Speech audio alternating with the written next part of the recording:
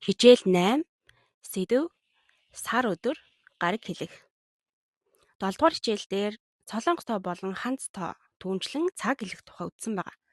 Тэгвэл энэ хичээл дээр бүгдээрээ жилийн 12 сар, сарын 30 өдөр, 31 өдөр мөн гаригуудыг хэлж сурах нь. Сарыг хэлэхдээ Ханц тоогоор хэлнэ. Энэ нь жилийн 12 сарыг илэрхийлж байгаа. Тэнгэрт байдаг сарыг бол тал гэж хэлнэ. Тэгэхээр 1-ээс 12 дугаар сараа эхлээд хамтдаа сурцгаая. 1-р сар Ирвал. Дадлээрээ Ирвал. 2-р сар Ивэл. 3-р сар Самвол. 4-р сар Савол. 5-р сар Үвэл. 6-р сар Ювэл. 7-р сар Чирвол. 8-р сар Парвол. 9-р сар Кувэл. 10-р сар Шивол. 11-р сар Шибирвол. 12-р сар Шибивол. Гих зэргээр хэлгэнэ. Календарыг талёг гэж хэлдэг. Мөн үүн дээр 6-р сар болон 10-р сарыг харах юм бол улаанаар бичсэн байгаа. Тэгээд ханзаар 6-гийн тоог юг гэдэг, 10-ийн тоог шип гэдэг. Энэ дээр 6-р сарыг ювэл гэсэн байна. Тэгэхээр 6-р сарыг югвэл гэж хэлдэггүй, ювэл гэж хэлдэг бахан. Мөн 10-р сарыг шипвэл гэж хэлдэггүй, шивэл гэж хэлгэнэ. Энэ хоёр дээр анхаараарай. Сараа хэлээд сурчглаа. Тэгвэл бүгдээр одоо сарын өдрүүдийг ил гэдгээр хэлдэг. Өдрийг хэлэхдээ ханц тоогоор хэлнэ. 1-ээс 31 өдрийг хүснэг дээр гаргаж ирсэн байгаа. Бүгдээрээ бичлэгээ зогсоогоод ахин нэг уншаад үзээрэй.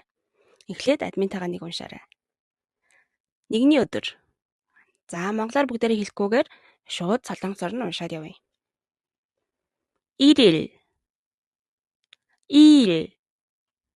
3일, 4일, 5일, 6일, 7일, 8일, 9일, 10일, 11일, 12일, 13일, 14일, 15일, 16일, 17일, 18일, 19일, 20일, 21일, 22일, 23일, 24일, 25일, 26일, 27일, 28일, 29일, 30일, 31일.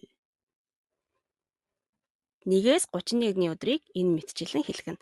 Бүгдээрээ дахиад нэг удаа давтаад үзээрэй.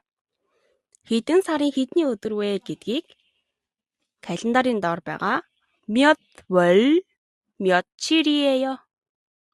몇 гэдэг маань хэдэн гэсэн утгатай. 몇 시예요. Хэдэн цаг болж байна вэ гэж асуухад хэрэгжилж байсан. 몇 월, 며칠이에요. админ нь асууж байна. 오늘 몇 월 며칠이에요?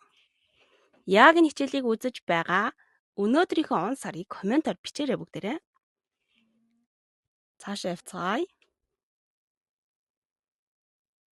7 хоногийн гаригууд юуил гариг гэсэн үг байна. Даваа гаригаас ням гариг хүртэл хамтдаа уншаад үзье. Даваа гариг 월요일. Юуил гэдэг үг маань өөрөө гариг гэсэн үг. Тэгэхээр урдлынх нь ханзны хэллэгүүдийг бүгдээрээ чийжлэхэд болно. 월 даваа гариг 월요일. мегмар гариг 화요일. тав гариг 수요일. пүрэв гариг 목요일.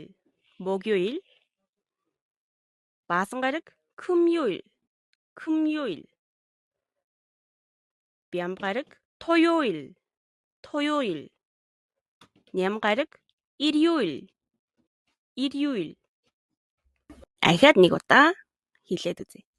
월요일, 화요일, 수요일, 목요일, 금요일, 토요일, 일요일. тэгвэл амралтын өдрүүдийг 주말, 주말 гэд ажлын өдрүүд буюу даваагаас баасан гаригийг 주중, 평일 энэ хоёроор алюнгээр нь хэрэгэлсэн болдог. Энэ хичээлийнхаа дүрм рүү орцгоё. Дүрм 1. 부터까지. тэрнээс тэр хүртэл гэсэн утгатай. Цаг хугацаа буюу газрын эхлэх цэгээс төгсгөлийн цэгийг заахад хэрэгэлдэг. 9 цагаас 1 цаг хүртэл хичээлтэй. Тэгээд зөвхөн цаг хугацаа заасан үгэнд залгана гэсэн байгаа.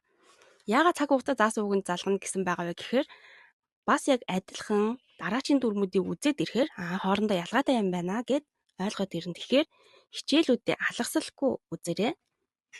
Эхнийхээ үйлдвэрийг харцгаая. 9시부터 1시까지 수업을 해요. 9시 9 цагаас 1 цаг хүртэл хичээлтэй, хичээл хийдэг. дараагийн өгүүлбэр 월요일 даваа гариг байна. 월요일부터 даваа гаригаас 금요일까지 баасан гариг хүртэл 일해요. ажилдаг гэсэн байна. дараагийн асуулт байна. 언제부터 언제까지 방학이에요? 언제 гэдэг улаанаар бичсэн үг маань хизээ гэсэн үг. хизээнээс хизээ хүртэл амралттай вэ? хизээнээс хизээ хүртэл амрах вэ гэсэн утгатай асуулт байна. хариулт нь 6월부터 6 дугаар сараас 8월까지 8 дугаар сар хүртэл 방학이에요. амралттай. өгүүлбэрүүдээ ахаад эхнээс нэг удаа уншъя.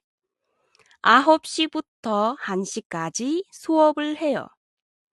월요일부터 금요일까지 일해요. 언제부터 언제까지 방학이에요? 6월부터 8월까지 방학이에요. дараагийн дүрмээ үзье. 무슨, ямар. нэр үгэнд залгаж тухайн нэр үгийн утгыг илүү тодотгож онцлоход хэрэгэлдэг тослох үг. ямар ном бэ? ямар гариг вэ? ямар өнгө вэ?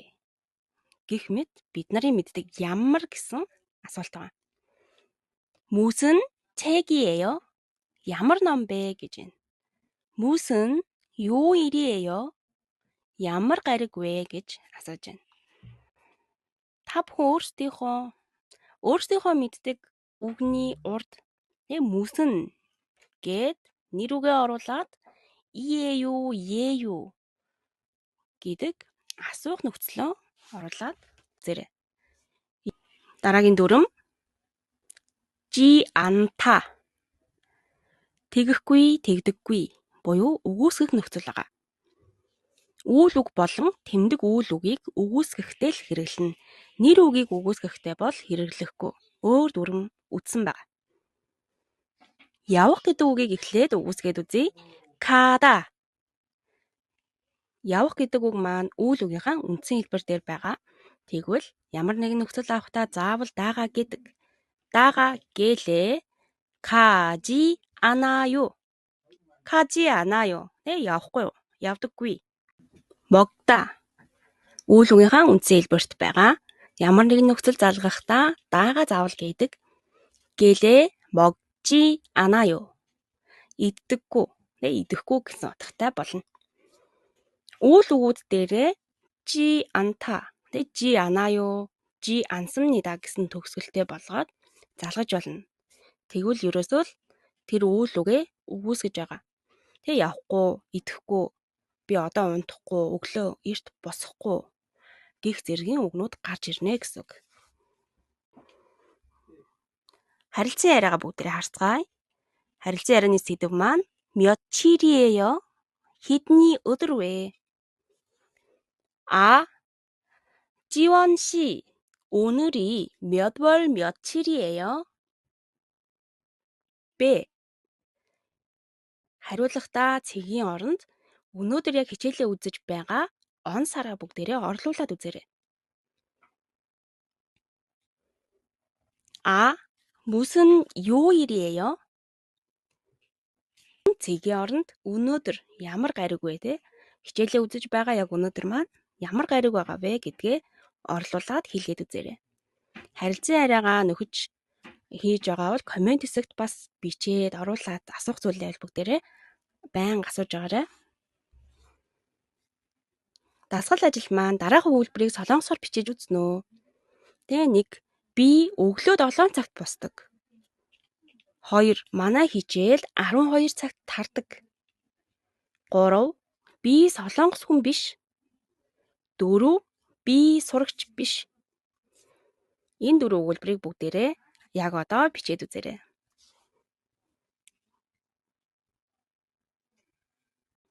8 дугаар хичээлийн хамгийн чухал шинэ үг бол 7 хоногийн гаригуд байгаа. Энэ хичээл дээр үзсэн 7 хоногийн гаригуудыг хамгийн түрүүнд бүгдээрээ чийжлээрэй. Зүүр үгийн хувьд 등잔 밑이 어둡다. 등잔 гэдэг маань дэнлүү. Мэд гэвэл ямар нэгэн зүйлийн доор. 어둡다 харанхуй гэсэн утгатай. Дэнлүүний доор харанхуй. Ер нь мэддэг хэрнээ хаа хоол газраас юм ирээд хүчээ тарамдаад байдаг хүмүүсийг энэхүү зүүрүүгээр орлуулж болно. Монгол ардын зүүрүүгээр тайлбарлавал айлаас ирэхээр авдраа уудал гэдэгтэй дүүцүүлэн хэрэглэж болно.